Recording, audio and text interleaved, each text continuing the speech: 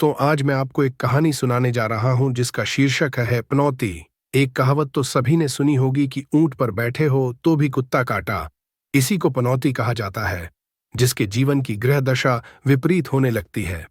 समझो, उसकी पनौती शुरू हो गई है। पनौती को समझाने के लिए एक जबरदस्त कहानी की रचना की गई है। मुझे पूरी उम्मीद है यह कहानी आपको भरपूर मनोरंजन प्रदान करेगी। एक गांव में रामलाल नाम का किसान रहता था। उसकी गिनती गांव के जमींदारों में होती थी। उसके पास कई एकड़ पुश्तैनी जमीन थी जिसमें वह खेती किया करता था, लेकिन वह इतना अभागा था कि उसकी खेती हर साल बर्बाद हो जाती थी।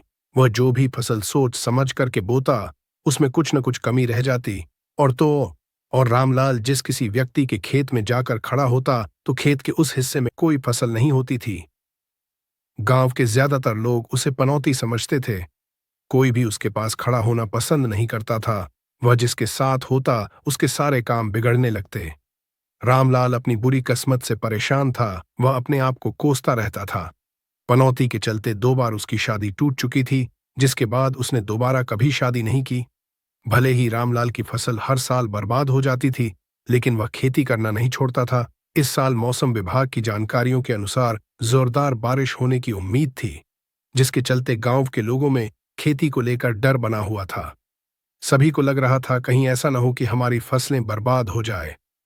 लेकिन वहीं दूसरी तरफ रामलाल के आत्मविश्वास में कोई कमी नहीं थी और वह बिना डरे अपने खेतों में जुताई करवा रहा था। रामलाल को नुकसान झेलने की आदत थी।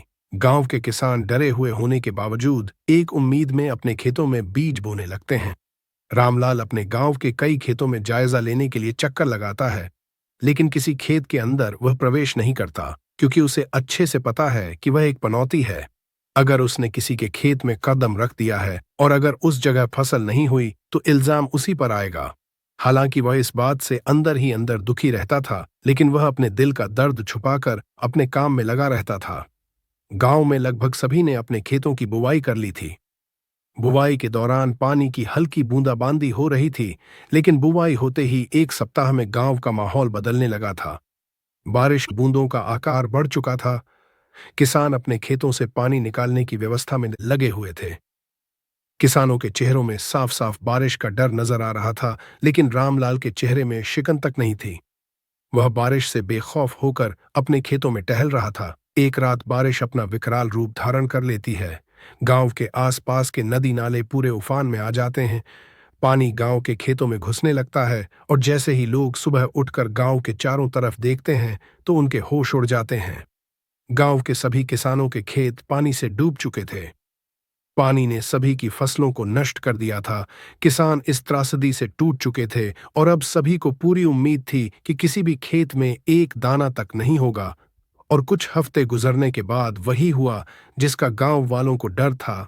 गांव के किसी भी खेत में अनाज का एक पौधा तक नहीं उगा था, सिवाय रामलाल के आसपास की गांवों की सभी फसलें तबाह हो चुकी थीं। लेकिन रामलाल ने इस वर्ष की खेती में इतिहास रच दिया था। उसके खेतों में आज तक इतनी अच्छी फसल नहीं हुई थी। उसे खुद इस बात पर यकीन नहीं था। दूर दूर के गांव से लोग रामलाल के खेत देखने आ रहे थे। सब यह जानना चाहते थे कि रामलाल ने किस तरह के बीज और खाद का इस्तेमाल किया है कि इतनी खतरनाक बारिश में भी इसके खेतों की फसल बर्बाद नहीं हुई। रामलाल मन ही मन प्रसन्न था, लेकिन कहीं न कहीं उसे अचंभा लग रहा था कि आखिर क्यों सबके खेत बर्बाद हो गए। लेकिन उसके खेतों को कुछ नहीं हुआ। गांव वालों की नजरों में रामलाल के माथे से पनौती का ठप्पा हट चुका था। अब लोग उसे किस्मत का धनी समझने लगते हैं। रामलाल पैदल अपने खेतों की तरफ जा रहा था, तभी उसे एक बुजुर्ग व्यक्ति नजर आते हैं।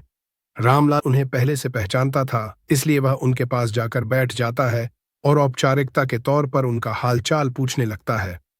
बुजुर्ग व्यक्ति अपनी बहू से रामलाल के लिए चाय लाने को कहते हैं। रामलाल चाय पीने को मना कर देता है और कहता है, अरे बाबूजी, अभी खेत जाना है, फिर थोड़ा शहर का काम भी है। यहां से गुजर रहा था, इसलिए सोचा आपके पास थोड़ा बैठ लूं, तो आ गया।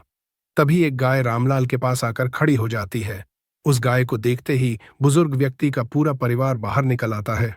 सभी रामलाल की तरफ आश्चर्य भरी निगाहों से देख रहे होते हैं, क्योंकि कुछ ऐसा चमत्कार हो चुका था जिसकी इस परिवार ने कल्पना भी नहीं की थी। यह गाय मरने की हालत में थी और पिछले 1 हफ्ते से उसने कुछ नहीं खाया था। उसके अंदर इतनी भी शक्ति नहीं थी कि वह अपना सर ऊपर उठा सके। लेकिन वह रामलाल के पास चलते हुए आई थी। परिवार के लोग उस गाय को बहुत प्यार करते थे और वह उसका इलाज भी करवा रहे थे। लेकिन गाय की हालात दिन प्रतिदिन गंभीर होती जा रही थी। लेकिन आज जो हुआ, उसने रामलाल को सबकी नजरों में एक फरिश्ता बना दिया था। धीरे धीरे गांव में यह बात फैल जाती है कि रामलाल के आने से बिगड़े हुए काम भी बन जाते हैं।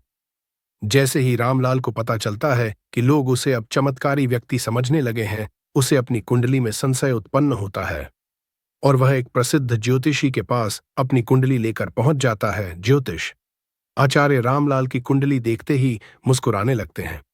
ज्योतिषी बहुत ज्ञानी थे और वह रामलाल के ग्रहों और नक्षत्रों से उसके साथ हो रहे चमत्कार को देख लेते हैं। वह रामलाल से कहते हैं, तुम्हारा कुंडली योग कह रहा है कि तुम किसी भी व्यक्ति के बिगड़े हुए काम बना सकते हो। लेकिन उन्हीं ग्रहों का दुष्परिणाम यह भी है कि तुम्हारी वजह से लोगों के बने हुए काम बिगड़ भी सकते हैं और यह तुम्हारी मौजूदगी पर आधारित है। अर्थात यदि तुम किसी के अच्छे कार्य में जाओगे तो उस कार्य के खराब होने के आसार बनेंगे।